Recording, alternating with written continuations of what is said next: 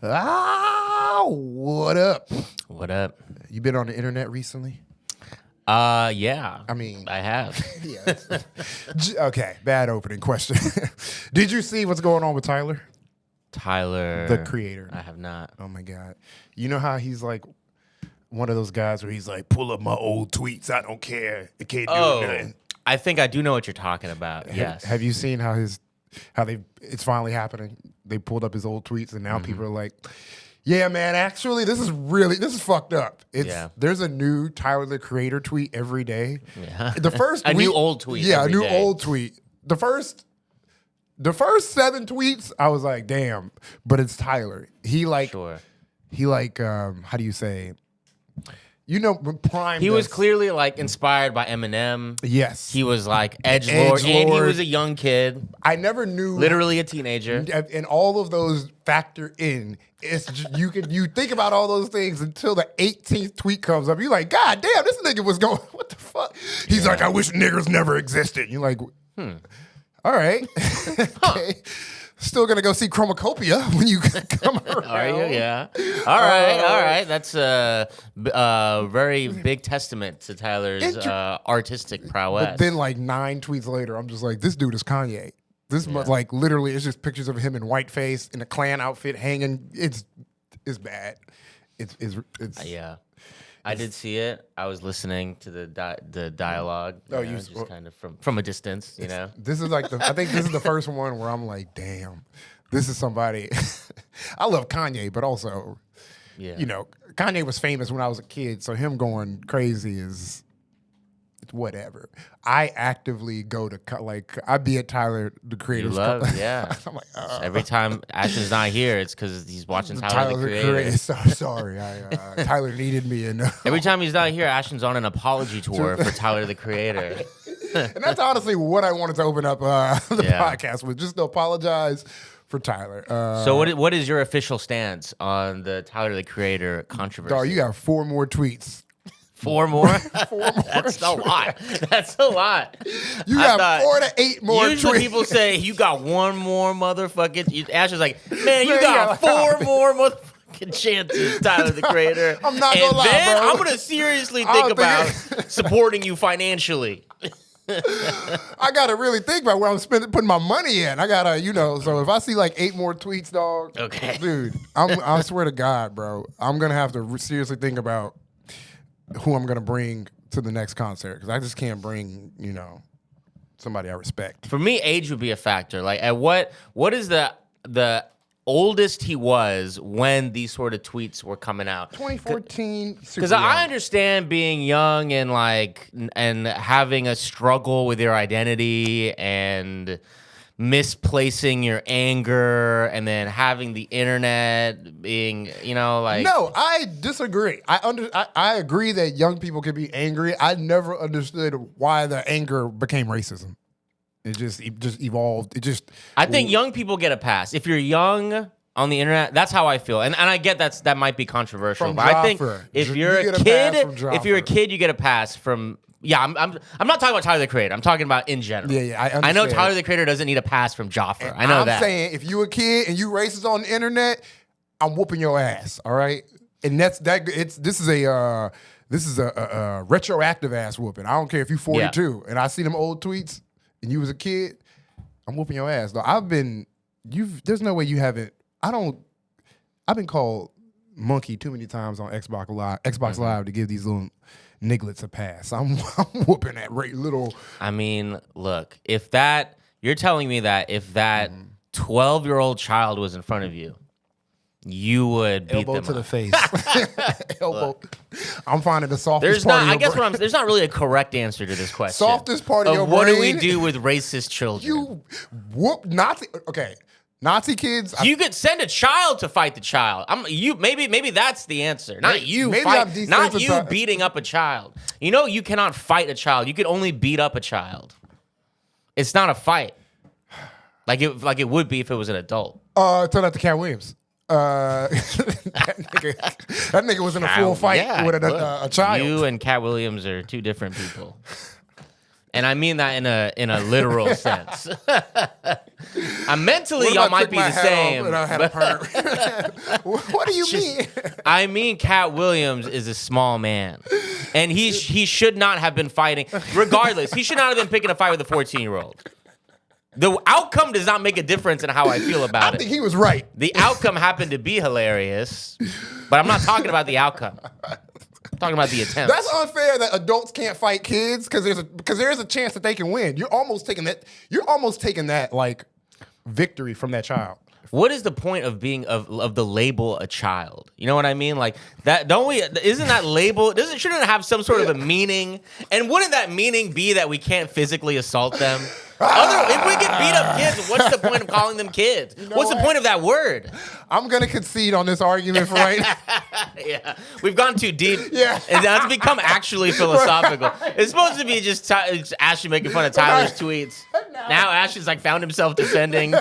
Beating up children. Well, I guess I would. I guess I would beat up a child. Cat Williams fought a kid. I'm a comedian. Me and Cat Williams are the same. There's evidence for adults fighting children, and if a kid can beat up an adult, the confidence boost that kid gains from that moment, we shouldn't take those opportunities away from children. I think we should allow like a specialized combat arena. Can we do a Where Is He Now on the kid who did beat up Cat Williams after he had probably the greatest week of his life? Probably like a senator. So that probably boosted his confidence, his local popularity. Yeah. That is like exponential clout. You beat up an adult famous person. You beat up an adult. Like not just a regular adult, a famous adult. You conquered him. And now that kid can't be told, shut up before I Cat Williams your ass. All right. Yeah. Cat Williams is like, he's got the one where there was that lady radio host. He absolutely eviscerated her, and then he got beat up by a kid. So he's like 1-1. I'll be real. That day he eviscerated that radio host. He wasn't doing well. You're talking about that. Yeah, she could have cooked his ass. Yeah. Because there were so many things about Cat Williams that specific day. Yeah. He was sitting there bragging on her because he was like talking about her gnarled fingers, which was funny. And then she was like, baby, I have 19 inches of luxurious hair. And I just kept remembering, like, if she was just a better comic, simply a better comic in that moment, he's sitting there being like, I have 19 inches of luxurious hair. Bitch, that shit starts 8 inches to the back. You can't brag about having 19 inches when the shit is. And so the fact that she just missed out on just easy opportunities. He seems to like to go after the weak, like an unfamous radio host and a literal child. And the child, it was like, have you ever seen Kung Fu Hustle? It's close each time.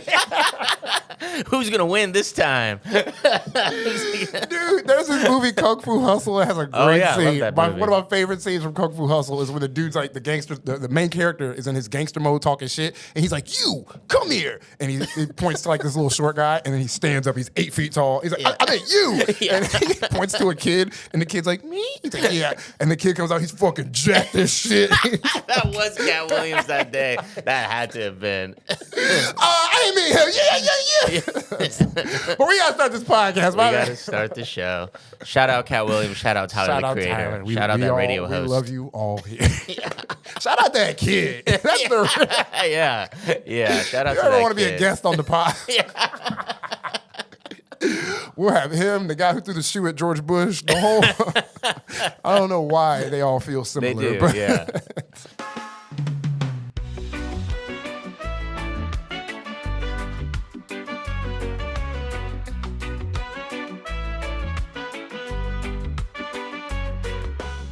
Welcome to the show. Thanks for listening. As always, let's just start. Headline roundup. Here are some of the police-related headlines of the week. Cops in Birmingham, Alabama, fatally shot an autistic woman. R.I.P. Vanessa Ragland. Cop in Las Cruces, New Mexico, found guilty of voluntary manslaughter for fatally shooting a woman who was driving away from him. R.I.P. Teresa Gomez. Cops in Denham Springs, Louisiana, are facing a lawsuit for fatally shooting a man in a wheelchair. R.I.P. Chevis Whalen.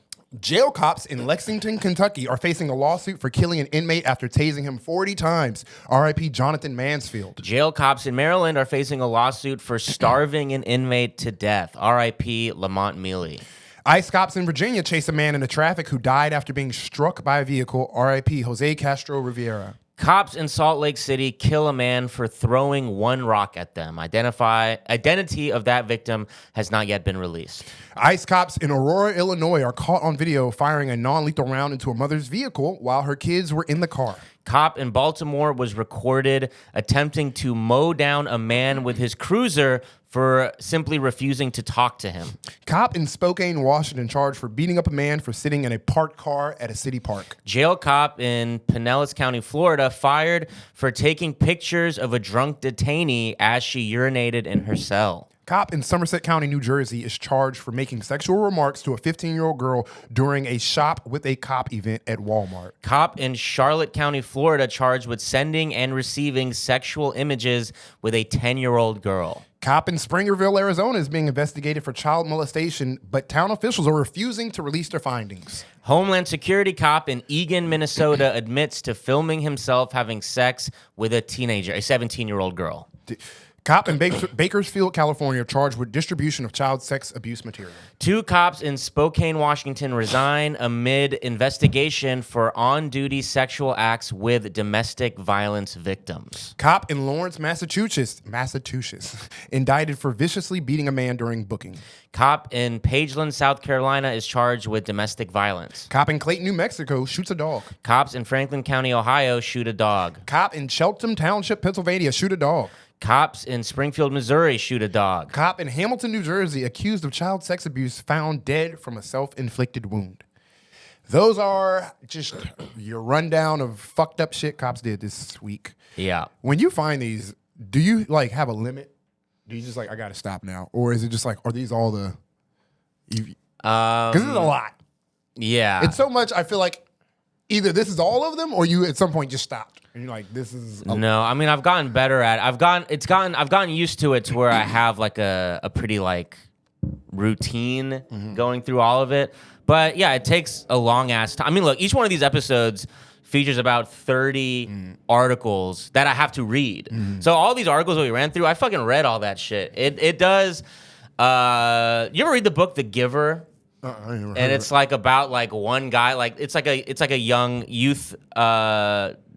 What am I trying to fucking say? A dystopian novel for youth, for kids, and you read it. A lot of kids read it. YA dystopian novel. That is what I was trying to come up with. Yeah. Yes, thank you. And it's like they live in a bubble, and this is gonna sound like me. Like I'm not trying to sound like I'm bragging. Like I'm not trying to self. I can't talk. Flagellate. Aggrandize. Oh, yeah. Flagellate is to fart. Oh.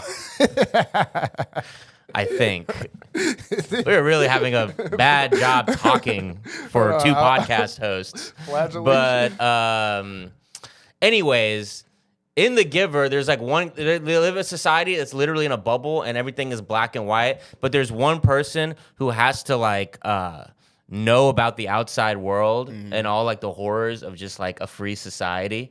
And I feel like when I'm reading all these fucking articles and then like I spend hours reading them, and then we just like run through them back like real quickly, and then have a couple chuckles, like oh, what the fuck, and then move on.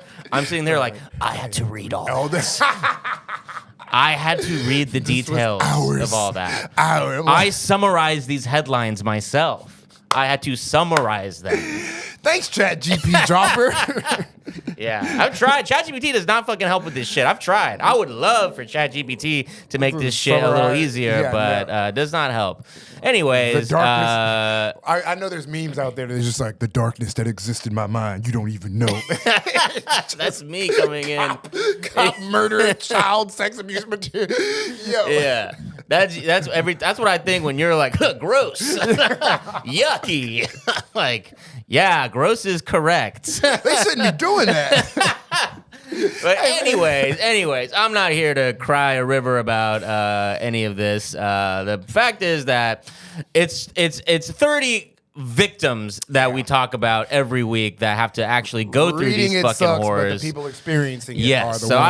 I don't want to make it about me, but let's go into our episode today. So today we'll be talking about a police chief commuting to his California police station job from Idaho, and we'll get into that.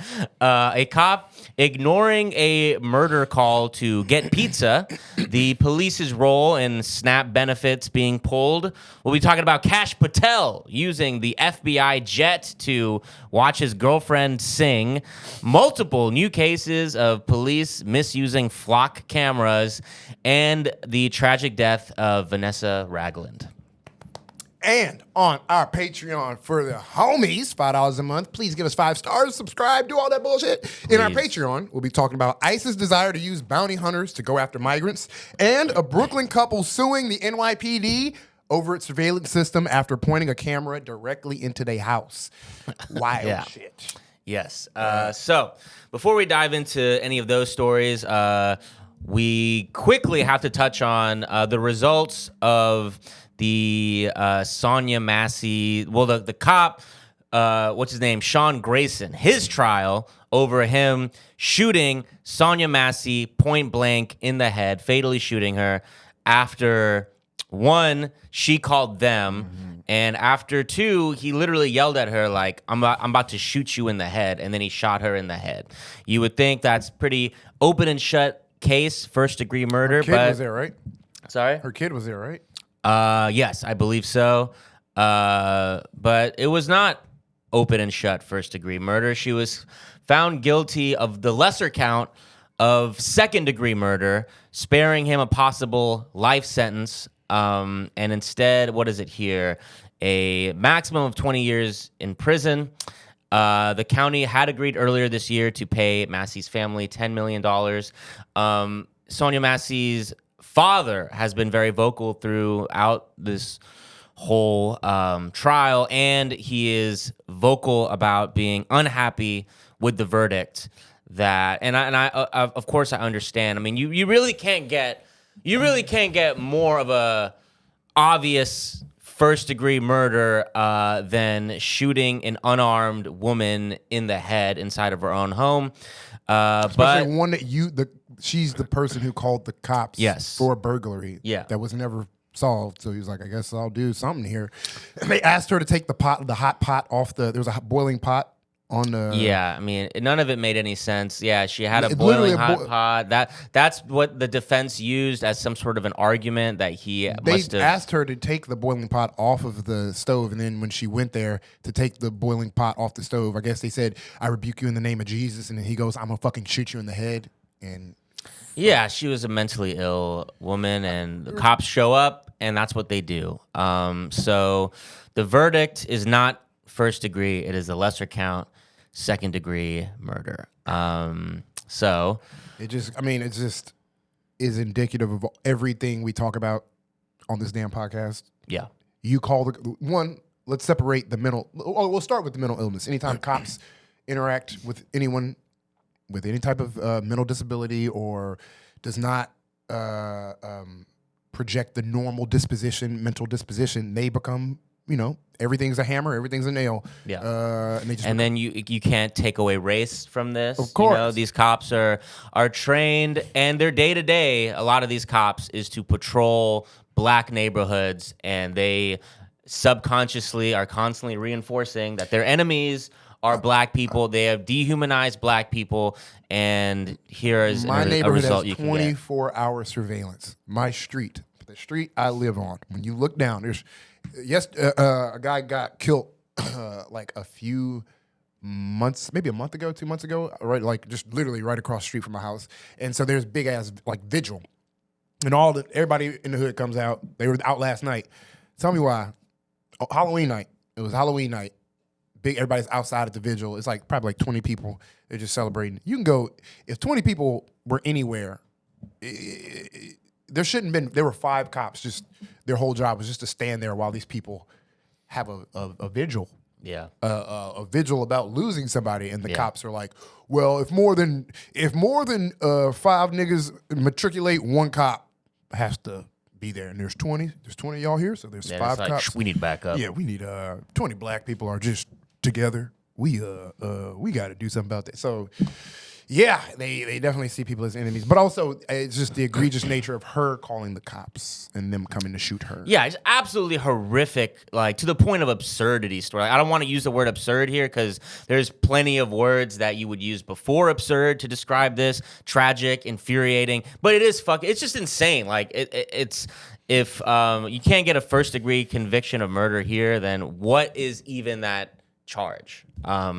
But we do got to move on into today's stories. So we'll be starting in Fresno, California, reading here from ABC 30, headlined, Millbrae Police Chief Iman Allen accused of living at California Station, allegedly commuting to work from Idaho. Now, just real quick, before we get into this, out of all the things police are accused of that we read in this podcast. I will give this guy, you get the, all right, no, this ain't that crazy award. This is like the lowest. This is the lowest here. I don't know what you're about to say, but I'm like, this is, all right. Yeah, it is the least consequential. There's that. But I'm going to give credit. I'm like, it is the most original. It's okay. Haven't had this one yet. This is realistic a little. Not really, like, because the answer is my wife divorced me. Like, that's probably the answer. You're going to read a whole article, and the solution is my wife. Probably. So now read the article, but we all know what the real. Let's go into it. I'm also just throwing that out there. I don't really know. Yeah, police chief accused of living at California Station, allegedly commuting to work from Idaho. The president of the San Mateo County Board of Supervisors, and if the San Mateo County Board of Supervisors sounds familiar to our loyal listeners, you have good reason for those bells going off. We'll talk about that in a second. Calling for an independent investigation after a formal complaint that a police chief is allegedly living at the station during work days and commuting to Idaho when he's off. Now, again, this is in Fresno, California. That is going from 2 different regions of the United States, going from the West Coast to the Midwest. So this raises important issues. Insane commute. Yes. I don't even know the map like that. I don't either. I was planning on looking it up. I didn't. Idaho could be literally right next to California. I might be looking crazy right now. I could Google it. I'm not. We're not going to Google it. We don't need to Google. You're driving from a different state. It doesn't matter what other state. It's a different state. It's like we complain about policing other communities, and this is like, this is getting out of hand. All right, exactly, dude. Come on, at least be in the same fucking state, my guy. You don't got to be in the same neighborhood, apparently, or city, but state. Mm-hmm. Come on. I've heard of working remote, but this is crazy, folks. Work from home or home from work? I don't even know what I just said, but it doesn't matter. The beats work. Yeah, it felt like it. Rhythmically, it's fine. It felt like something, but if you break it down, probably made no sense. But yeah, if you're out here like a nerd reading all our words that we said. All right, sorry. So, when fire inspectors went through the Millbrae police station this week, they found more than they expected. So that's hilarious. There's just a fire inspection, and they're like, "Why is this? Why is there a bed? Why is there Cheetos in this bed?" It was through a routine fire inspection that we find a guy living under the desk. Yeah, now your fire hydrant's all up to date. It's the dude. Yeah. The only fire hazard is the bed you got set up. This dude's using a lot of Kleenex, and I know that's not illegal against code, but someone should investigate this. The illegal electrical wiring he set up the TV room in his he's just probably just fucking with the electrics. He's got an Xbox 360. That is concerning, y'all. So, you may have seen Iman Allen before. He was the spokesperson for the San Mateo County Sheriff's Office until Christina Corpus made him Millbrae Police Chief. So, if you remember, this is the sheriff who was voted out by this same board after she made her lover the head of some department. Textbook, conflict of interest, all that shit. And then she arrested a deputy for whistleblowing. So this is that department. He used to be the victim another story, and now And now, I don't know. We don't know what role he really played as the former spokesperson, but he lost his job to his boss's lover. I don't know. That's a little victim. Is that him? Is that this guy? I thought that's what you just said. No. They're kind of unrelated. It's not this guy, but okay. She. Anyways, all I know is that was this department where that lady got caught doing that. He is also a part of that department, and now this is happening to him. So then, in June of last year, property records confirm that Allen bought a house outside Boise, Idaho. The chief's very long commute raises questions. I-Team reporter Dan Noyes asked Allen outside a board of supervisor meetings, "Are you living in Idaho? Can a chief really perform for Millbrae if he's living in Idaho?" Allen would not answer questions about his 646-mile drive to work or the 1.5-hour flight. Now, I encourage this the actual TV segment that this local news station did is hilarious right here because they start playing multiple clips of this same guy catching this police chief in different parts of town, asking him do you live in Idaho? He just walks by. He doesn't ask, "Do you live in Idaho? Do you live?" It's like a montage of "Do you live in Idaho?" Oh, but at a certain point, you answer your own fucking question when you have 9 clips. You have a demo reel of him in the town. Do I look like I live in fucking Idaho? You wouldn't be able to ask these fucking questions if I lived in Idaho. Yes, I live in Idaho. But this is some living in Idaho shit. If you bought a house in fucking Idaho. But Idaho, to be fair, probably sucks. I don't know. I don't want to diss anybody in Idaho. You guys know. It's Boise, Idaho. Boise might be cool. I have no idea. I've never been, but it might be one of those cool cities in a middle of nowhere state. It's very beautiful. I've been to Idaho. It is. So you have been to Idaho. What the fuck are you talking about? Got into the college. It's all coming back to me right now. Yeah. But outside of beautiful mountainous plains. Sure. What else? I know. That's why this story is so interesting because it's not it'd be one thing if he's all right, I got a condo in L.A. And I got to work in Fresno, blah blah blah, patrol these streets. But when I'm off the clock, I'm downtown. Yeah, I'm in the vibe. Studio, whatever. But this motherfucker's in Idaho. So the inspector posted this quote notice of correction on the police entrance saying, "Please stop using rooms for sleeping." Dude, the fucking passive aggression. Once again, we are asking officers to please leave the toilet seat down and stop sleeping in the break room. Yeah, dude. Leaving a note. Stop living in the break. Passive aggression. What is going on here? All First caps. off, I cannot blame him as much. Listen, be real. Fucking cops spend $1 billion on these shit each year. Nigga, they got tanks, fucking drones, all types of cool shit at the police department. I probably want to sleep there too. Dude. I bet it's fun. No, bro. If you gotta watch. Everything's closed up. You doing wheelies in the back with the fucking tank. You gotta watch the TV segment. They show pictures of it. It's sad. It's like a storage closet with a twin bed inside of it. No, it's pathetic. Sad. Yeah, of course it's pathetic. Yeah, I have an imagination. Sorry. No, he's sleeping at his job in a cool way. I thought he was on the company. No. The company tank. Just that's what I would do. He's not living your dreams. This is a sad, sad reality. And again, I want to emphasize, none of this fucking makes sense. Why does he have a house in Idaho just to sleep every night at his job at this sad twin bed in a storage closet that now the fire inspector has to put up signs you can't sleep here. The inspector also took a picture, so here we go, of a shelf in the bedroom with what appears to be a half gallon of liquor.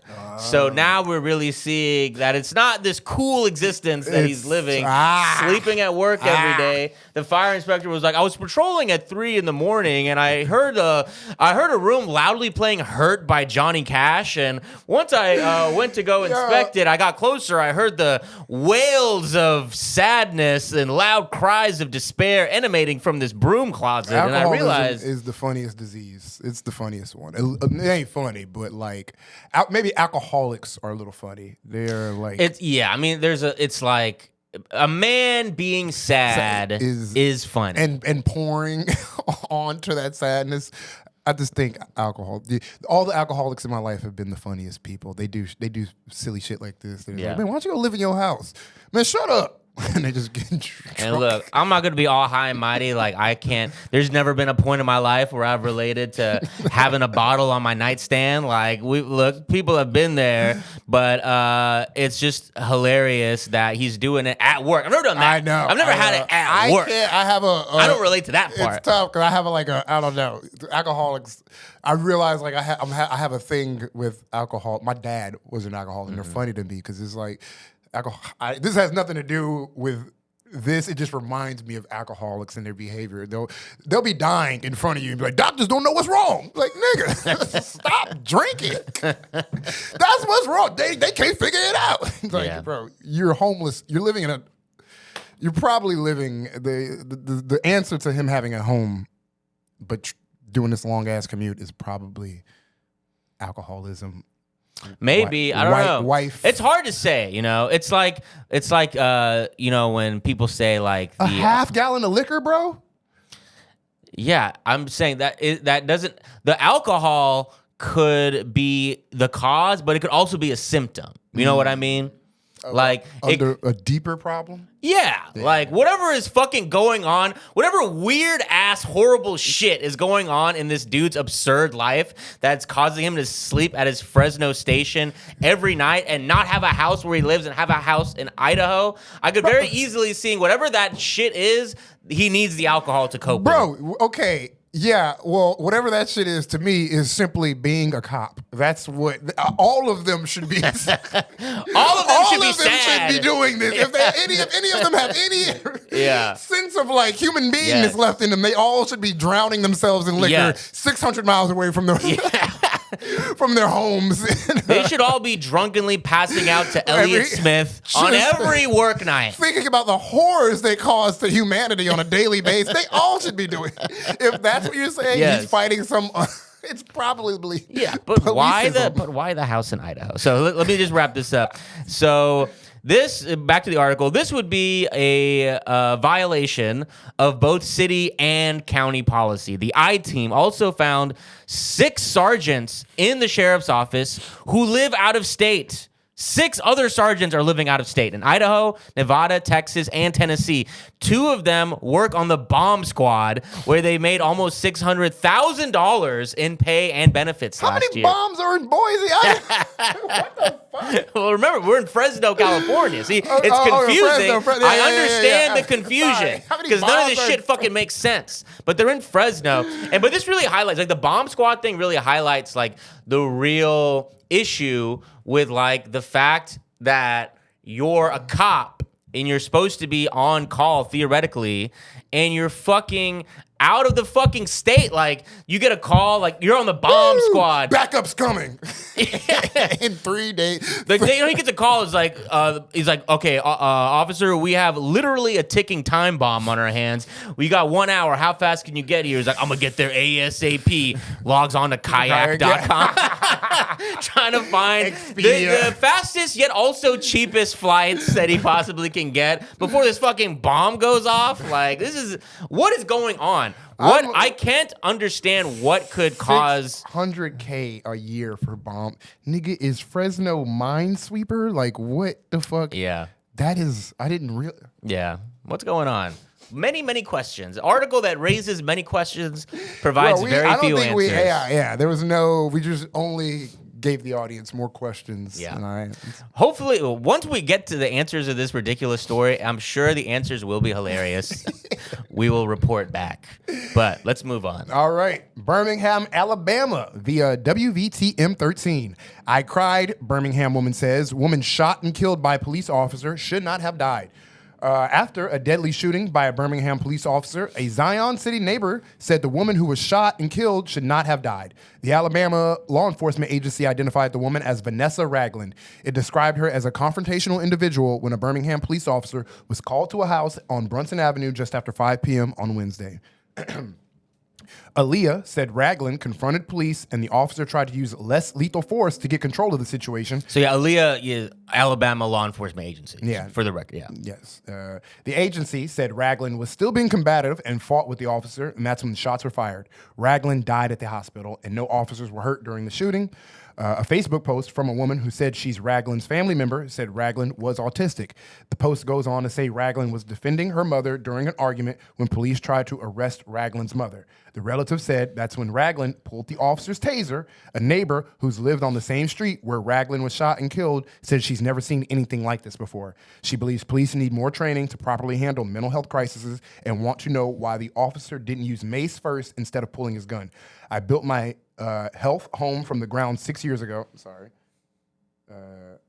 I built my health home from the ground 6 years ago. The woman who didn't want to give WVTM 13 her name said, never had a problem, never had anything. I had a sense that all of my neighbors are nice. Everybody gets along. That one was like very shocking and it hurts. I cried. It hurts. I feel sorry for the family and my prayers go out to the family and everything. So basically an autistic woman was shot and killed by a police officer who literally just exemplifies all the times we say having a mental health resource officer on deck could just help.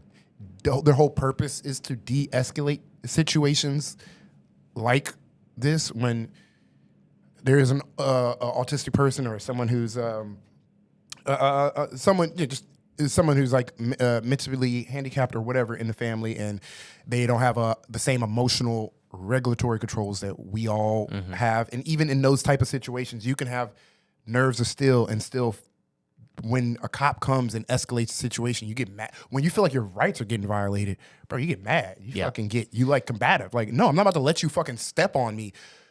So, and you'll always hear the cop defenders being like, well, they should have been this, you should have been that, you should have been, and it's again, when it comes to mental health, having some sort, or anyone having some sort of an outburst is not a crime that would warrant the death penalty. I mean, cops are the ones. We cede power to cops. That's what we have collectively chosen. I mean, not all of us, but that's what we overall have collectively chosen in our society, is to cede over some power to the police, give them guns, give them authority so that they can exercise that authority with responsibility. And to be in this situation where it was one cop in there, and, they released the body cam footage right away. And every time the cops do that is because they feel that they could, win this sort of argument that's about to happen over the body cam footage. And the reason why they released it is because there was, a little scuffle happening. And so in their mind, they're like, oh, there was a scuffle. That lady deserves to die, obviously. Only cops think. Literally, only cops think if of a physical altercation happens, there's only one solution. Yeah. Death. Yeah. That only cops think. If anybody else, no matter what, if you take off the badge and now you're just a regular civilian on the street, an altercation happens, you're physically, the first thing is you're either fist fighting or you're pushing people away. It's always usually fist fight. It's never immediately, I gotta grab my gun. It's and if you lose a fight, you take a L. Yeah. Oh, cops don't know how to take. They don't. Not at all. They don't. They pull out. She took his taser and he pulled, like the lady said, he could have used mace. He could have done 1,000 things besides shoot 4 times at a woman, no less. We haven't even talked about that whole part of this. Again, cop defenders want to always glaze the cops like they're these gladiators of our society and we should look up to them. It was 2 women in the room. One of them was the elderly mother, probably in her 60s, and then this 36-year-old autistic woman, and he became so scared in the situation that he had to pull out his gun and start firing. And So yeah, like if you watch the body cam, all this sequence of events, it all happens so quickly, and it all so much of the blame, in my opinion, can be placed on cops not having any sort of instinct of de-escalation. So he knocks on the door, a lady answers. It seems like she called the cop because she immediately lets him in, and he follows her into this room. In this room, there is a lady yelling at a man, and it's chaotic, but nothing's violent or anything yet. And the lady immediately is mad that there's a cop in her house. She's like, get the fuck out of here. Why is he here? Who called her? We don't need you. I don't want to talk to you. Get the fuck out of my house. And so the cop immediately goes into not de-escalation mode, but escalation mode. Ma'am, you gotta listen to me right now. Ma'am. He's yelling and screaming at her, and then he starts touching her. He starts to like try to physically put her out of the room. He's like, I'm gonna talk to him, then I'm gonna talk to you. And again, he's in this lady's home. He starts putting his hands on her first, and then she pushes back. Next thing you know, they're in a little tussle. And again, this is an armed individual, a man with an elderly woman in this tussle. And at a certain point in that tussle, like, first of all, he isn't able to like, he has her down on the ground. And then the daughter comes in, again, autistic daughter, sees this situation. Her mother is being manhandled by a stranger. So then she gets involved. So now he's tussling with her. At a certain point, she takes his taser. Now he's screaming, give me the taser back, give me the taser back, give me the taser back. And then decides, I got to pull my gun out right now and kill this lady. Like, one, I would say, again, like you said, if it wasn't a cop involved in this situation, no reason why someone should have died. And just like, beyond like sending mental health professionals, just sending one cop, this guy just seems like a fucking moron, and had no backup and seemed like a cowardly individual to be like, I got to pull out my gun and end this right away using death. This lady's going to die because I'm so scared right now. That's the other part of it. It's like, bro, y'all glaze these cops so hard. Meanwhile, these niggas is bitches. Like, straight the fuck. Like, they're little bitches. Like, they're scary. They frantic. As soon as a situation gets escalates, their coward heart comes out and they get scared. And they're like, well, I got to survive. And they fight old women and autistic people. Like, you get no points. You get like 0 points. Because it's like, you signed up for this.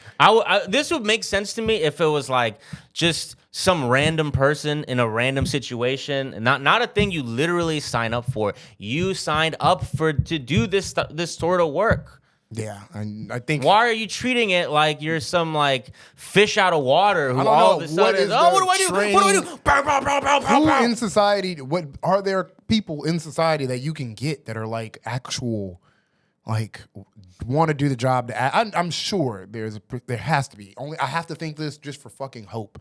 I can't think that like every single cop is just like this dumbass violent person. There has to be like I guess. Never mind. Yeah, it just blows my mind that every single time the average cop is just this like Neanderthal with a weapon, and I'm like, how do you? Yeah, I mean, look, there's domestic incidences all the time that don't result in shit like this. Of course. This just happens way too often. I mean, it's just a fucking fact, you know? About 1,100 people are killed by the police every year. That is absolutely dwarfs every other quote-unquote modern, quote-unquote democratized Western country. You could just say that. Like, U.S. is 1,100. Next in line is Canada, and it's like 30-something. Like, this is a completely American problem, and it's just absolutely absurd. So R.I.P. to Vanessa Ragland. And this just happened this week, and so as more details come out, we'll keep talking about it. But now we got to move on. We're going to Franklin Township, New Jersey. Reading here from The Independent. New Jersey cop charged after ignoring call that turned out to be double murder and going for pizza instead. That's what we call a hell of a headline. So, a New Jersey cop is facing misconduct charges after allegedly ignoring reports of gunshots that left 2 people dead and going for pizza instead. Franklin Township Police Sergeant Kevin Bolaro was on duty on the evening of August 1st when he received reports of gunshots and screaming in Pittstown, according to Hunterdon County Prosecutor Renee Roberson's office. Rather than responding immediately to the call, and again, the call is of gunshots and screaming, surveillance allegedly showed Bolaro heading 2 miles in the opposite direction and stopping to get cash and a slice. He's like, gunshots and screaming, that's probably nothing. Just gunshots and screaming. You got to ask yourself, how good was the pizza? Yeah, dude. This is the ultimate ad for whatever pizza this is. Bro, I got to eat there. New Jersey, let's Come take a to trip. Joe's Pizza. Pizza to die over. He's like, cops get like fucking 20% off or some shit. This is, yeah. Yeah, I can't imagine. Would you distance yourself? I think you would want to distance yourself. Yes, you would. It's kind of like that ping pong pizza. Or Comet Pizza. That's what it was called. The pedophile pizza. Yes. They were like, well, we're no longer a pizza place anymore. Well, we can't do pizza anymore, apparently, because everybody's fucking weird. Yeah. So the following day, the bodies of Lauren, and I remember this. I remember we touched on this. I remember this name in the headlines. Lauren Semanchik, 33, a veterinarian, and Tyler Webb, 29, a volunteer firefighter, were found in a home roughly 600 feet away from the location of the first 911 caller. Prosecutors say the 2 had been shot dead by New Jersey State Police Lieutenant Ricardo Santos. That's why these names are familiar to us. We covered them in the headline roundup a few months ago. And then the cop had died by suicide. So murder-suicide, killed his ex-girlfriend, assuming killing the new guy she was with, then killed himself. Santos previously dated Semanchik. She had become increasingly concerned about his behavior since their split and left a voice message with local police saying she wanted to file a report or a restraining order against him. Now, that's interesting. She filed a report with the local police so they know about another cop, and she ends up dead. So, I don't know. It's just the thing I noticed. I haven't read too far into what actually became of her trying to reach out to the police, but one thing we do know is that she is no longer with us, sadly. So on the night, prosecutors allege that Bolaro headed to Duke's Pizzeria in Pittstown, where he stayed for nearly an hour. Damn! Dude, yeah. Wait, It does not take that long to get a slice, bro.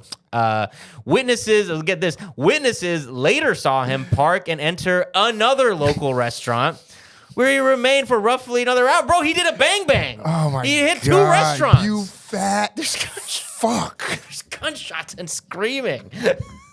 How many meals can you eat? Like, how many meals, let me put it this way. How many meals can you enjoy knowing that your notifications that you've silenced on your phone are gunshots and screaming? Maybe he was guilt eating.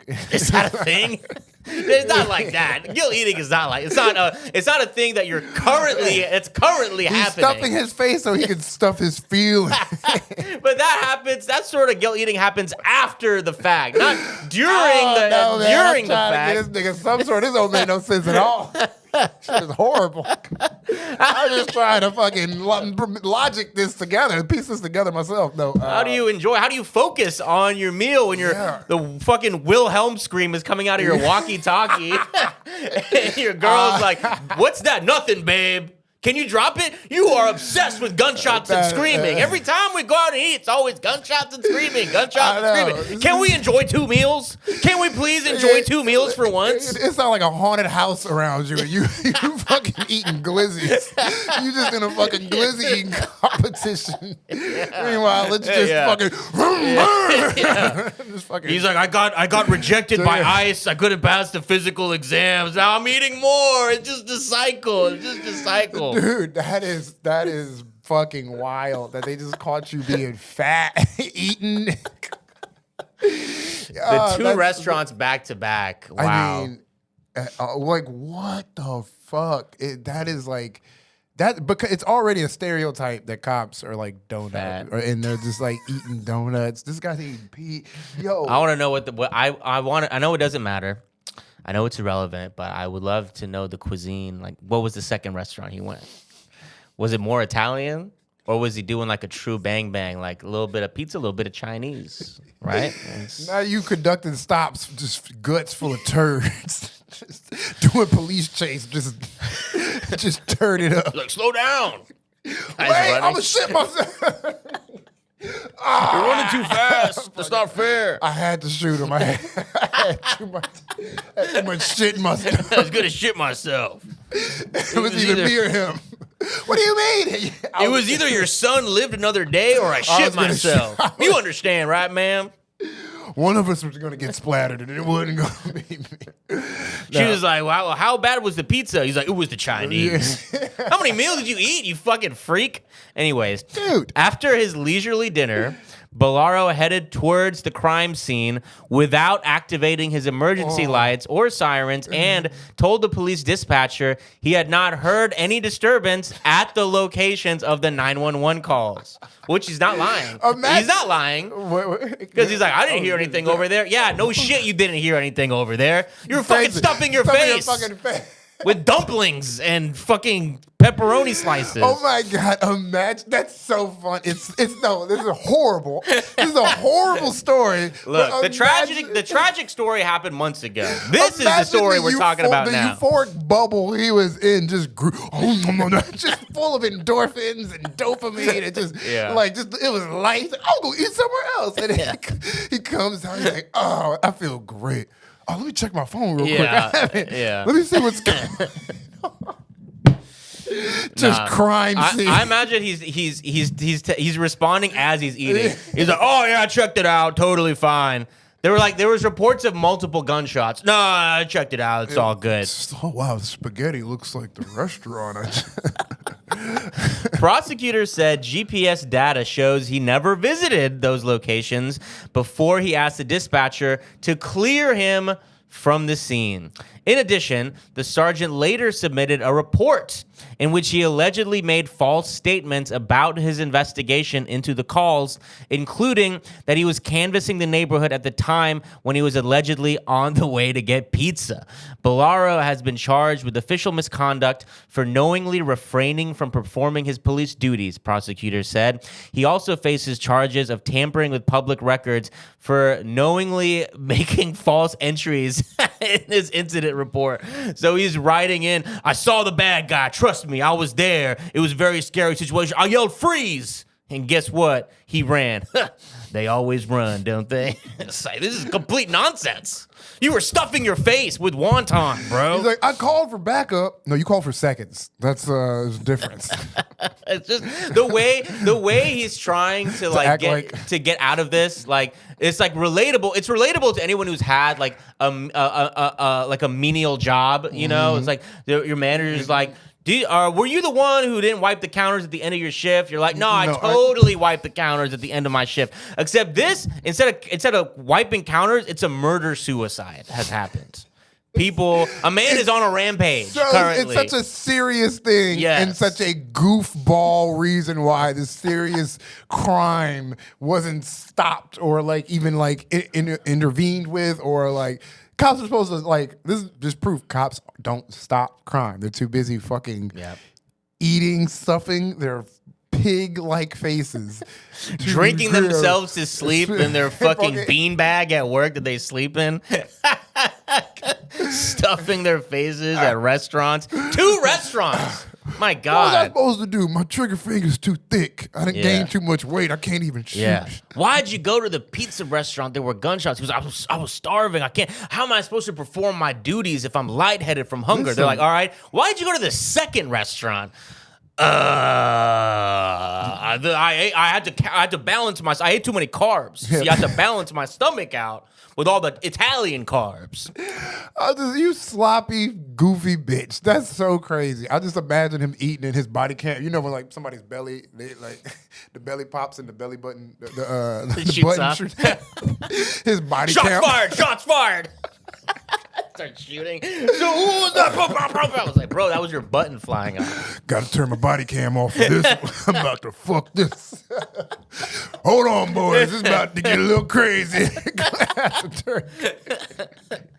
Yo, you sloppy bitch. That's so egregious. That is not like there's like being on your phone, and then I was stuffing my face. I was having my second meal. You greedy ass. All right, I'm gonna get off this dude, but it's just that's embarrassing. That is embarrassing to say a triple homicide, a murder, suicide, double murder, suicide. There we go. Yeah. Damn. It made me feel a little hungry. I'm not gonna lie. Anybody else getting hungry here? Hey man, you've had enough.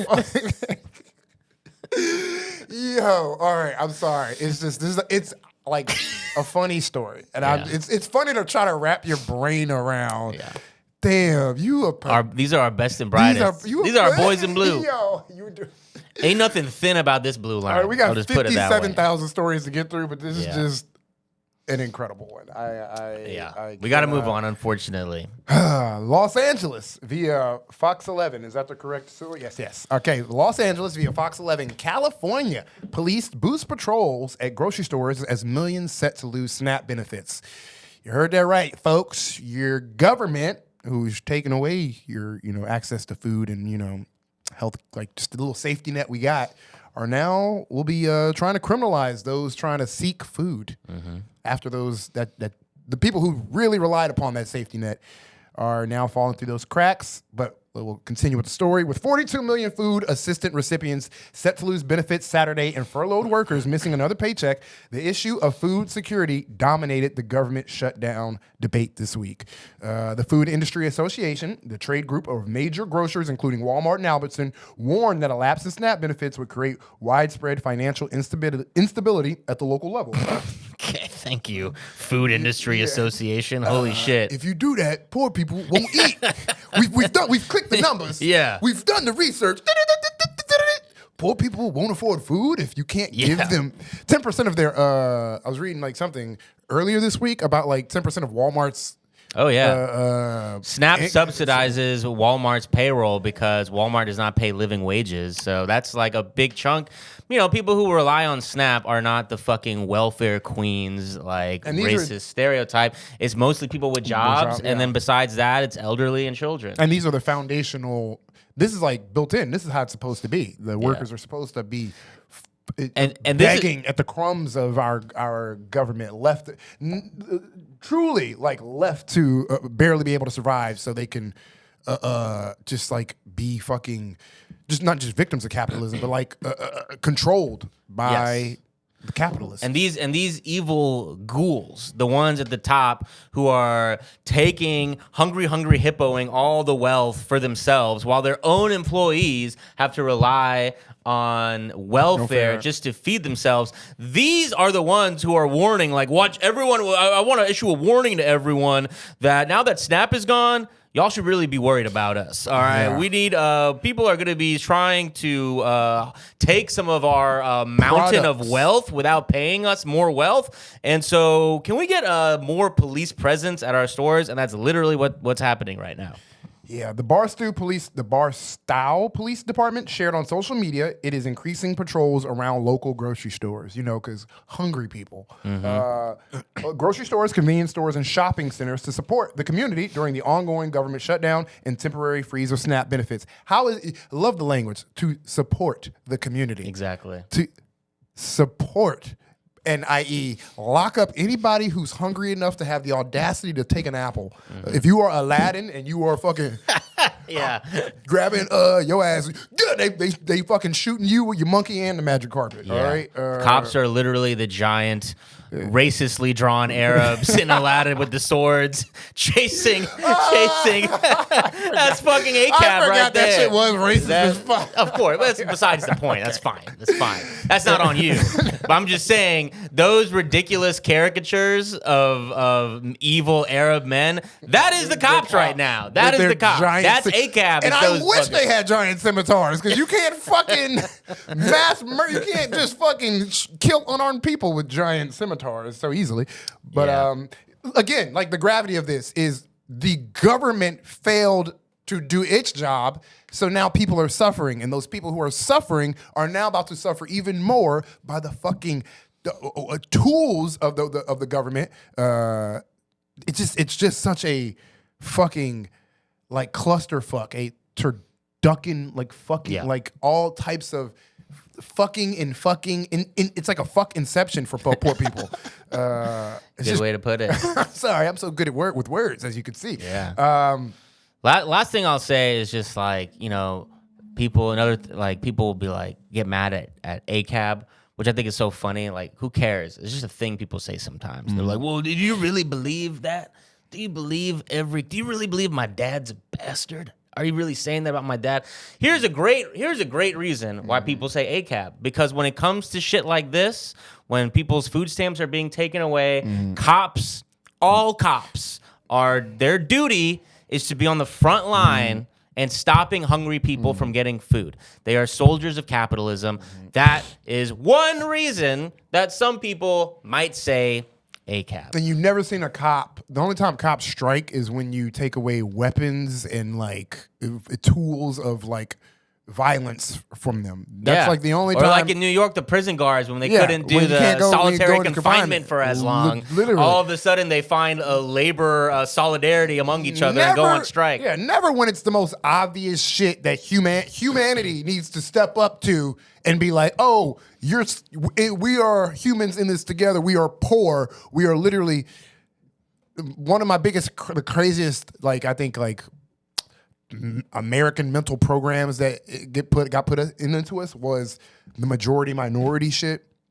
Like, white people are the majority and, like, black, brown, and Asian people are the minority. It's just simply not true. The majority is working class people, and the minority is the rich people. And you are a fucking majority, and you should be working with you're letting this 1% of people control everybody else. At some point, stand up. Like, stop being a pick-me, nigga. This is like, bruh, what are you doing? Like, you're literally stopping poor children. Fuck the adults. Say you got your little weird-ass politics where you're like, I'm not helping some fucking man, it's able-bodied human. Say you got your weird-ass inhumane politics like that. There's still fucking children who can't legally work starving on this, and you will be trying to lock them up. You'll be trying to lock some hungry-ass kid up. And that is, yeah, but I like that. An appeal for class consciousnness. That's yeah. It just blows my mind, nigga. You are one of us. You are not. Why are you literally? A food warrior is exactly like you said, a soldier for fucking capitalism. You're protecting product at the end of the day, and that is when our priorities, American priorities, are products over people. Then we have lost the fucking plot. Yep. But yeah. So let's move on to. I'm excited to read from India Weekly. FBI Director Kash Patel faces scrutiny for using $60 million FBI jet to watch his girlfriend's show. We got a lot of great headlines this week, I gotta say. So, FBI Director Kash Patel is facing criticism after a report suggested he used a government-registered jet to travel to Pennsylvania to watch his girlfriend, country music singer Alexis Wilkins, perform at a wrestling event. And that might be the most MAGA-ass sentence ever written and spoken. Bro, country music singer, this is such a waste of resources. It's wild. Yeah, it is. You flying a $60 million jet to go to your girlfriend's open mic? This is crazy. I Googled her YouTube. Motherfucker, I got more listeners. So she's not a country music. She's an aspiring. I think there needs to be the word aspiring somewhere in there. But Kash Patel, I mean, he's like, we all know what's going on in his mind. Dude. He is so excited to take his, and I'm gonna say it, white girlfriend. I'm gonna make it racial about Kash Patel immediately. Take his fucking little bullied brown kid. That's all I see. I see a bullied brown kid inside of him, and now he gets to take his white girlfriend on his FBI jet. 26. Listen. This fucking Hollywood ass age gap he got too. It's 45 and 26. She's like, and I didn't even know that. She met him. They met in 2023, so she was 23 at the time. So, and he was 42. So, 42-year-old. That's to me. This is I cannot take our government leaders. Yeah. You want to talk about so unserious people? This nigga is disgusting. I can't. It grosses me out that the head of the FBI is such an obvious, just dweeb and obvious dweeb, like such an obvious my girlfriend, like you. Yeah, she's like so using this nigga so hard. It's very funny. Go to therapy, bro. Dude. Resolve your trauma, bro. And you do not need a plane to see her show with them eyes, nigga. You got, you can see that from 5 states away. Zoom in, bro. We know you can zoom in. We know you have that power. I know. They know where the hell you got them big ass eyes for no reason. I know you got eagle eyes. You can see. you could watch her with one eye and look out for crime with the other eye. You're an FBI director, bro. We know you could do this. $60 million jet to go to her horrible, and it's all like TP USA. I googled her touring the schedule, thinking maybe it's if she performs at venues outside of the MAGAsphere. Yeah, yeah, she's become a MAGA. It's the new Christian rock band thing. But yeah, I just can't help but see the little brown kid who feels, because look, as a brown guy, a lot of us can relate to being a minority where you're there's a majority, then there's the minorities that are black and Hispanic, and then there's minorities who are Asian and our parents are immigrants. We feel more ostracized. We're we don't even know, how are we supposed to act? We don't got anyone in the media to look into, and then you feel I'm not gonna get any girls to do that. All that shit. Yeah, I fucking relate to that. But guess what? I grew up. You could do that. All brown kids listening, you can do that. You don't have to. You can resolve that. Learn to unlearn from your brain that the media has made you think that you're ugly and weird because you're not on in movies and stuff. And then you can go out and live all your dreams and be a normal American and get girlfriends and stuff. Instead, you're gonna have, if you don't do that, then you're going to have fucking Aziz Ansari syndrome, and you're going to be in your 30s and 40s and still have that weird bullied mentality and be a fucking weirdo creep like this guy. This shit was deep. That shit was real, and I'm just appreciative that I got to be part of it next to that message. Yes. You're going to be Aziz Ansari pointing to his dick to a girl, and now you're on babe.net, or you're going to be flying our fucking $60 million taxpayer-funded jet to a Hulk Hogan event to watch a bad singer that's your girlfriend so now. Gross, the highest heights losers can get in this country. Yeah. You would think there was a barrier to where a loser could go. Yeah. You would think. Yeah. That's Elon Musk is really a pioneer in that way. Glass ceilings, it's crazy glass ceilings exist for women, but not losers. There needs to be, we got to figure out a way. Yeah. We got to figure out a fucking way, because this is egregious. When I tell you, the kid, first off, he got that picture scrubbed. You remember his original FBI picture? No. Oh my, the one with the eyes. His first picture that ever came out was just the creep. He had attempting to get a picture scrubbed from the internet is peak loser behavior. Oh, he absolutely did. This is an infamous picture of his, because everybody was like, "This is the FBI director," and it's just him staring in the soul of the camera, and everybody's like, "What the fuck?" It was freaky as shit. And then I went to go Google that picture later. Wiped from the face of the earth. I'm talking. I had to go get the picture from Twitter. That's where the FBI put all their Epstein resources. Was to scrub that shit from the internet. It's of course you're not fucking releasing the Epstein list, dog. You have one of the. He's like, oh, are we doing problematic age gaps? Do not look at. You're such a loser, dog. You got anybody. You can't unlame it. Nothing is more. That's what hurts. Someone who. But when they get clout and popularity, Ash is like, that's what hurts the most. I know. That's what, you talking about this brown boy shit. I'm talking about something deeper. Yeah.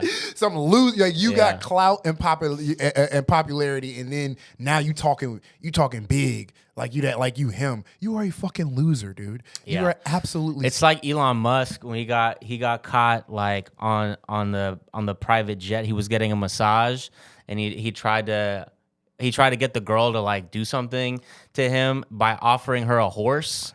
And it's like, that's peak loser. Like, Elon Musk might be the only person to get rejected by a massage therapist on a private jet. Now that we know about some of the shit that goes on with massage therapists on private jets. The massage therapist industry. Elon's like, I never got invited to the island. Bro. He starts feeling... There's clearly a leak in the massage therapist industry. Y'all niggas need to stop. There's clearly somebody telling on y'all. I mean, he's offering her a horse. I mean, what the fuck is that? She's like, I guess I'll ask my roommate. Like, what is she gonna do with a fucking horse? You fucking weirdo. What I lack in personality, I make up in horses. Yeah. Fucking She's like, we don't have a backyard in my. I hate this. I hate this. She's like, so I live bad. in Ridgewood. Like, I'm gonna go ahead and not suck your dick, Elon you're Musk. trying to act cool. You got your little 26. That it's so gross, and it's such like an obvious. You can't. You might have money, but you can't. You might have money and clout, but money can't buy everything. Yeah, you can't unlame you, and that is what Kash Patel is suffering through. But let's move on. Let's move on. Is it my go? It is. We're going to Sandy Springs, Georgia. Via WSB-TV. Sandy Springs police officer terminated after allegedly using city's flock cameras for personal gain. Guys, how many times are we going to say flock on this goddamn show? We need to abolish flock because they are right up there. It's flock and child sex abuse material. Two top words on this goddamn podcast.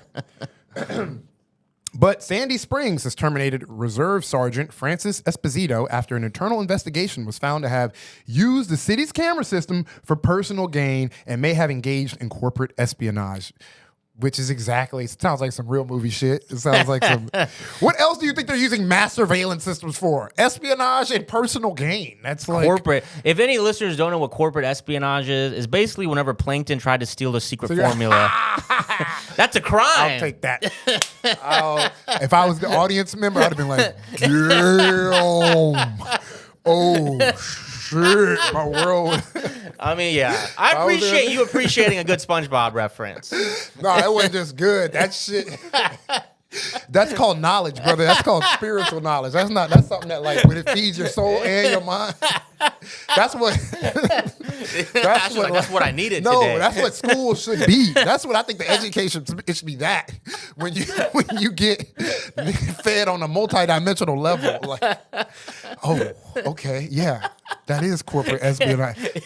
Yeah. Plankton trying to steal the Krabby Patty. Yeah, Plankton. Dude. If you didn't know Plankton, that was illegal. What you were when you took control of SpongeBob's body. That's actually a federal crime. Hundreds of thousands of dollars spent in college courses are being taught what the ins and outs of law school. Plankton. Meanwhile, you can't be Plankton. Joffer has one sentence that can save you hundreds of thousands. That shit struck like lightning. Sorry. I'll continue. But yes, much like Plankton. Sandy Springs, like many other cities, uses flock cameras. Joffer, could you one time remind the audience what the flock cameras are? Oh, yeah. Good idea. Flock cameras are the license plate reader cameras that you might notice. If you don't know, start looking for them on every fucking traffic light. They'll be on the poles. And they were originally created with the intent to help because they use AI to track our license plates, and they take photos constantly. And the idea is it would help cops catch stolen cars or maybe a child who has been kidnapped. Mm-hmm. But since then, they are all over. They're completely ubiquitous, hundreds of thousands all over the country. And cops are just using them for whatever the fuck they want. And ICE and other agencies are using them. So essentially, it's become a mass surveillance operation that is in the hands of a private company that local cops are supposed to use just for their jurisdiction, but they don't do that. They use it across jurisdictions. They tried to track down a lady in Texas for getting an abortion, and ICE and other agencies are using it when they're not supposed to. So it's a really big part of mass surveillance that isn't really being talked about enough. But as cops keep getting caught misusing it, it is being talked about a little bit more and more. One day, I say this every time Flock comes up, one day there will be physical robots that will have access to the internet and all like Age of Ultron shit for real. I'm saying it sounds like funny and like an exaggeration, but it is not. This is a system that is being used, that's being controlled. It's out. It's not in a. It's the word ubiquitous. I don't even know if that's the correct word to use, but it's everywhere. It's everywhere right now. But it's a system that can be programmed. It's software that can be programmed into hardware. The DARPA dogs. They have access like that. That's scary to me. Yeah. I think I'm like, okay, a human has to do. It's a mechanical system, they're trying to build not even trying. They've successfully done that. Yeah. They're trying to commercialize these cybernetics, robotics, and all that stuff. I am fearful of when it all gets put into and we will. And the last article we're going to read on our main episode will relate exactly to what you're saying right now. I love that analogy of like the Voltron, like all the separate little software. Pieces of private companies who've created their own little mass surveillances. Well, it's very easy for those to form like Voltron, and now it is that big brother that we were always afraid of. But it wasn't really like top down. One government agency decided one day, let's mass surveil everything. It's all these little private entities and AI and social and this and that, all separately doing it, and then eventually they're literally the AI's whole purpose and goal, like the AGI and all, like where they plan on seeing themselves 2027 is to be able to handle all these advanced systems into one. That's why we have quantum compute. The quantum computers will be able to give like processing power to like these AI. It's just all fucking nuts and scary. But I'm gonna keep reading. Well, let's we're going a little long. Yeah. So we could just summarize. This article is a short little excerpt. Basically, this cop was also simultaneously working for an AI company and was at his cop job taking the data from these Flock cameras and providing them for his company, his AI company, and they were using that raw data to enhance their AI, which is an AI that they're designing for cops. So this cop got fired for that. Hilarious. But at least he got like a cool little headline. Personal gain and corporate espionage. Yeah, corporate espionage. What are you in here for? Personal gain and corporate espionage. Yeah. So that's our first Flock story that we're touching this week. Flock made the news multiple times this week. And so now we're going to go to this story, which is very interesting to me. In Denver, reading from the Colorado Sun. Headline, after police used Flock cameras to accuse a Denver woman of theft, she had to prove her own innocence. When a Columbine Valley police officer showed up at Chrisana Elser's home in Denver, he was certain he had caught a thief. Sergeant Jamie Millman knocked on the door, summons in hand, and accused Elser of stealing a package from the doorstep in the neighboring town of Balmar, only 50 feet south. So very close. The proof, according to Millman, footage from Flock surveillance cameras showing Elser's forest green Rivian, so a Rivian is like a electric truck, driving through the town from 11:52 a.m. to 12:09 p.m. on the day of the theft. Quote, "You know we have cameras in that town. You can't get a breath of fresh air in or out of that place without us knowing." Insane thing to say. This man said that to this woman that he's accusing of theft. It's like, bro, put away your fucking hard-ass dick right now about this surveillance state, you freak. Watching you. Yeah, fucking weird thing to say. Millman said to Elser, according to Ring doorbell footage of the September 27th encounter viewed by the Colorado Sun. Quote, just as an example, you've driven there about 20 times in the last month. He added, like, dude, fucking relax. Like, no one wants to hear shit like this. Along with the flock footage, the sergeant told Elzer he also had video from the theft victim that allegedly showed Elzer ringing the doorbell before grabbing a package and running away. So another example, and this is a preview of our last article, of multiple private technologies that are now being converted into mass surveillance for the government. Quote, I guess this is a shock to you, but I'm telling you, this is a lock. 100%, no doubt, Millman said, again, to the lady. But Elzer, a financial advisor, told the sergeant she had no idea what he was talking about. She asked several times to watch the video that Millman insisted proved her guilt, but he refused to show her. And when Elzer offered up footage from her Rivian's onboard cameras to prove her innocence, Millman said she could bring it to court. Psychotic. Quote, this is crazy. Yeah, just imagine these are. Bitch, imagine I got dealing my with this own fucking mass cop. surveillance system. I've been watching you. Yeah, well, I'm watching back. I'm watching you watch me. It doesn't matter. I'll be giving this all to you. If you are going to deny it to me, I'm not going to help you with any courtesy, Millman said. The allegation left Elzer rattled. For days, she collected evidence to try to corroborate her whereabouts September 22nd. Faced with a high-tech accusation, she turned to a different form of electronic surveillance to prove her innocence. Apps on her phone and in her vehicle that were also recording what she was doing that day. This is just complete nightmare dystopia. She and her husband compiled a master file with snapshots from her Google timeline, a tool on her phone that can track each stop she makes, and statements from the people she interacted with that day. She took a picture of the outfit she wore, a light pink top, black pants, and an olive green fleece, with a note of when she took off her sweater because it started to get warm outside. She had, in fact, driven to Balmar that day, but it was to visit her tailor, more than a quarter mile from where the package was stolen, for a noon appointment. She collected surveillance images from her tailor, from the tailor, of her entering and leaving the building. So this is kind of funny because it's like she has been forced to actually do police work. Yeah, she's like... She's doing actually what they were supposed to have been doing. He goes, oh, yeah, you can't take a breath in this city without people knowing. And you're like, you know what? You're right. Yeah. People do know. Yeah. So I'm going to go and collect that footage. And she just walks and collects the footage. He was correct. Yeah. She could not take a breath in that. And because of their mass surveillance systems, and everybody's being so, we've all kind of attributed to the mass surveillance of each other. This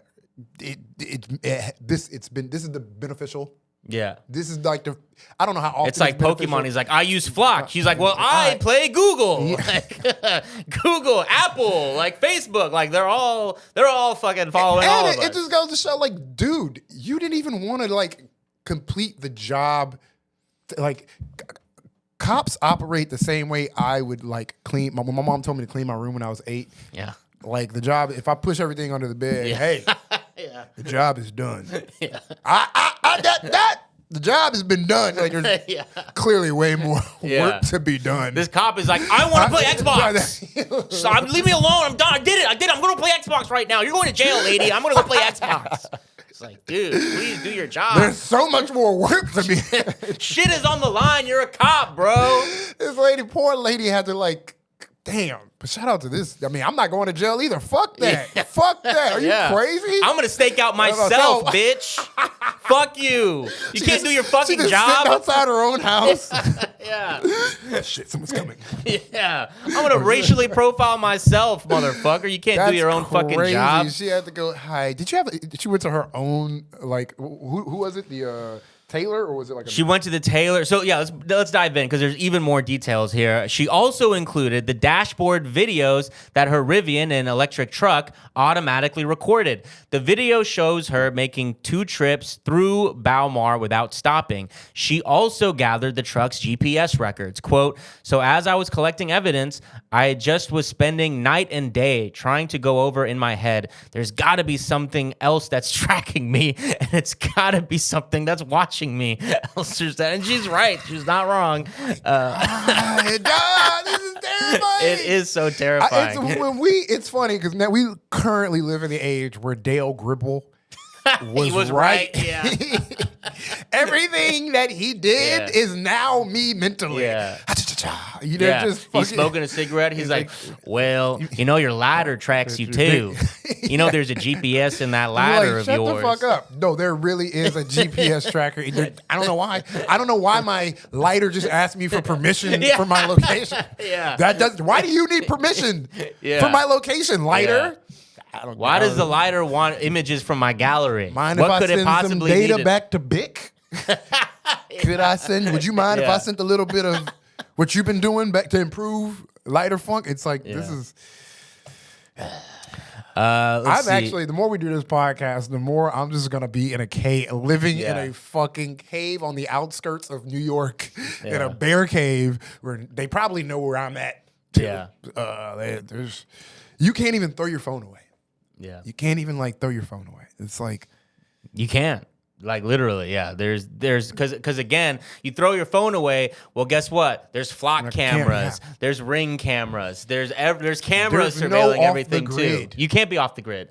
I mean, this is true. So there's a little bit of a sidetrack, but it's true.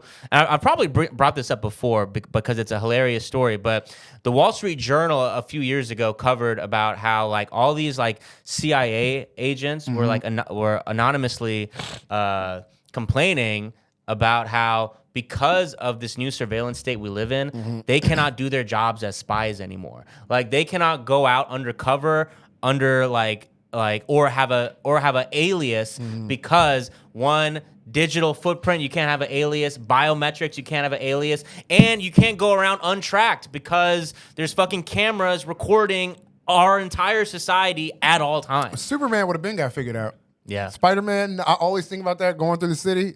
Flock cameras would have been snitched on Spider-Man. Yeah, exactly. His name is Peter Parker. Yeah. That's crazy. It is. So she later watched footage from the victim. So this is the actual, the lady who got her package stolen. It's all this for a package. Victim's doorbell camera, which was posted on Nextdoor, showing the package thief. The person's running away, but they're never even getting into a truck, Elster said. So obviously the cops were fucking up. She called the police chief every day for a week straight and several other administrators looking to present her evidence. She said she feared the impact of a theft charge, though small, would have an effect on her financial career. And she's 100%, that's a valid feeling, but also you just don't want that on your name. You don't want that label. I didn't steal, don't accuse me. You're a package thief. Bruh. She's like, I have a tailor. I'm a person who I go to another town for my tailor. Yeah.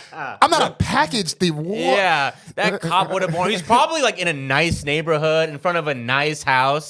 This lady does corporate finance. And she's bringing the evidence of her. At that point, you clearly don't care about crime, innocence, guilt. Yeah. And it's I've made this point several times, but it's as much as cops use profiling in a negative way to hurt people, it would be nice if they also used it in a positive way to help people, but they never do that. Then all of a sudden they're like, well, ma'am, I'm not just going to judge you because of your socioeconomic status. You easily could be a package thief and I'm taking you to jail. Yep. Hard day's work done right there. Yeah. Wait, I have evidence. That hard day's work done. Right. I'm not going to let some socioeconomic evidence sway me. That's so crazy, bro.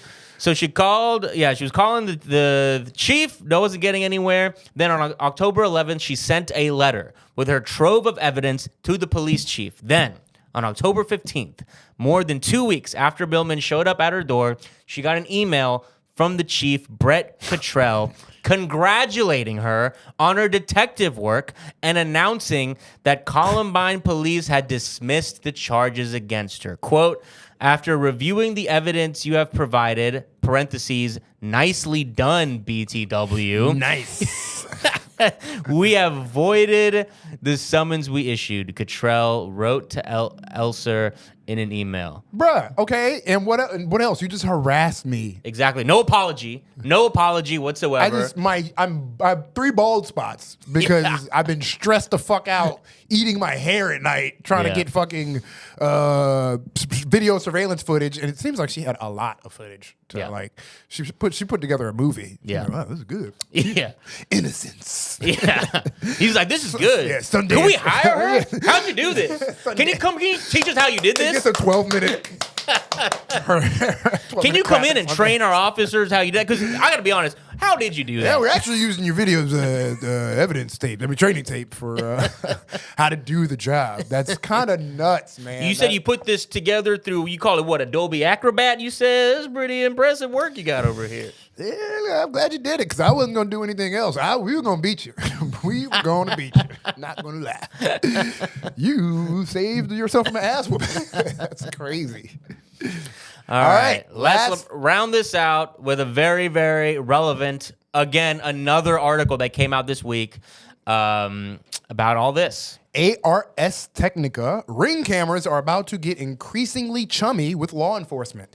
Law enforcement agencies will soon have easier access to footage captured by Amazon Ring smart cameras. In a partnership announced this week, Amazon will allow approximately 5,000 local law enforcement agencies to request access to Ring camera footage via surveillance platforms from Flock Safety. So Flock and Ring. Do you even have do I have to say so in the cops using my? You need a warrant to come in my house, but you can just go to a third-party company to get stuff that I pay for. No. Yep. Hitting the nail on the head. I mean, that's exactly the issue here. Rings cooperation with law enforcement and the reported use of Flock technologies by federal agencies, including U.S. Immigration and Customs Enforcement, has resurfaced privacy concerns that have followed the devices for years. According to Flock's announcement, its Ring partnership allows local law enforcement members to use Flock software to send a direct post in the Ring Neighbors app with details about the investigation and request voluntary assistance. And so basically, you know, when you watch TikTok, you watch a TikTok live, and then you see like the niggas' names come up who's watching the live. That's gonna be gonna be your Ring camera, except the people watching is gonna be NYPD is tapped in. Send a Galaxy request. Okay. According to Flock's announcement, its Ring partnership allows local. Did I read this already? Okay. Request must include specific location and time frame of the incident and a unique investigation code and details about what is being investigated. And users can look at the request anonymously. Flock said any footage a Ring customer chooses to submit will be securely packaged by Flock and shared directly with the requesting local public safety agency through the Flock OS or Flock Nova platform. The announcement reads, Flock said its local law enforcement users will gain access to Ring community requests in the coming months. Okay.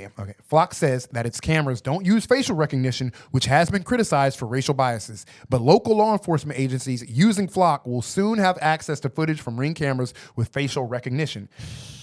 Let me read that again. Flock says that its cameras don't use facial recognition, which has been criticized for racial biases, but local law enforcement agencies using Flock will soon have access to footage. They're like, yeah, we don't do it, but the cops who will use it, they gonna racial. They gonna racially. Well, it's like you were saying. It's like Voltron. They're forming. They're combining all their powers. They're combining all their little abilities into one fucking program.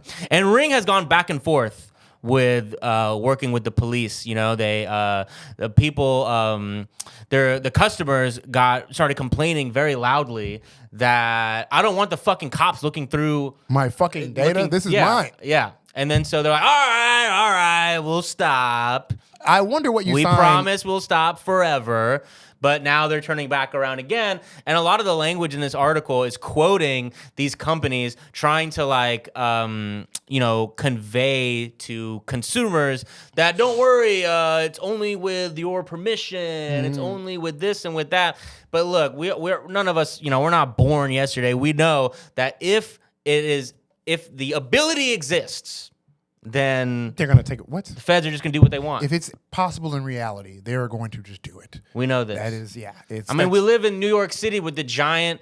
You ever see the giant brutalist building in the financial district that's like black that has no windows? Oh yeah. And that is the NSA. That was the NSA secretly working with AT&T to wiretap all of us, and we didn't know what was in that fucking giant ass building until they were caught, and then they were like, all right, yeah, we're still fine gonna on do it. everybody. This building's here already. So we have zero reason to trust any of the bullshit these companies are saying about our privacy. What? You didn't trust this giant suspicious building with no windows? What?